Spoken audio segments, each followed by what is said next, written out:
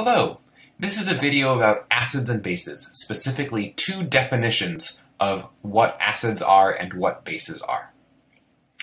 The first definition of what makes an acid or a base was made by this guy, Svante Arrhenius.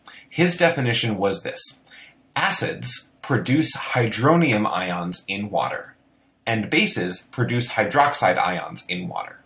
For example, an acid like HCl, when you put it in water, makes a hydronium ion, H3O+. That's called hydronium. A base, like NaOH, when you put that in water, will produce a hydroxide ion, OH-. So Arrhenius' definition is based on H3O+ and OH-, and which of those ions is created when you put the substance in water. Using that definition, we can identify acids and bases by looking at the chemical formula. To figure out which of these are acids and which of these are bases, we need to look for hydrogen or hydroxide. For example, the top left substance, HCl, has a hydrogen in front. That hydrogen can be attached to water and make hydronium, H3O+.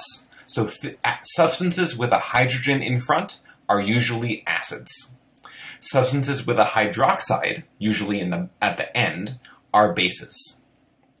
Take a minute to see if you can identify which of these substances are acids, looking for hydrogen, and which of these are bases, looking for hydroxide. Pause the video now, and then I'll show you the answers. Here we go. So everything in red, you can see I've bolded the H's. Those are all acids because they have a hydrogen in front. The blue substances are bases, and you can tell because they have hydroxide ions. But the bottom middle is purple, because H2O can also be written HOH, which means it has both a hydrogen, so it's an acid, and a hydroxide, so it's a base. That's interesting. More on that in a minute. Here's a second definition of acids and bases. Brønsted and Lowry had a different definition. Acids are proton donors. For example, in this equation, right, we're following the hydrogen ion. A hydrogen ion is just a proton. Hydrogen has one proton and one electron, so if it loses the electron and becomes an ion, now we have just a proton left. So in this reaction, the hydrogen in the HCl gets donated to the H2O, like this.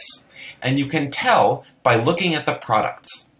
Because we're left with Cl- and H3O+, the hydrogen had to leave the HCl and go to the H2O. So HCl is an acid because it is a proton donor. It has given the proton to something else. A base, according to this definition, is a proton acceptor. For example, when ammonia reacts with water, the ammonia takes a hydrogen from the water. So the hydrogen from the water will go to the ammonia, which makes ammonia a base because it has accepted the proton. And you can tell because in the products we have NH4+, so we have one additional hydrogen from the ammonia. Let's look at some examples of this. Here are 5 reactions. Looking at the products, can you tell which reactant is the Brønsted-Lowry acid and which reactant is the Brønsted-Lowry base? The trick here is to follow the moving proton. In every reaction, one hydrogen ion moves from one thing to another thing. The proton donor is the acid, the proton acceptor is the base. Pause the video now to try on your own, and then I'll show you the answers.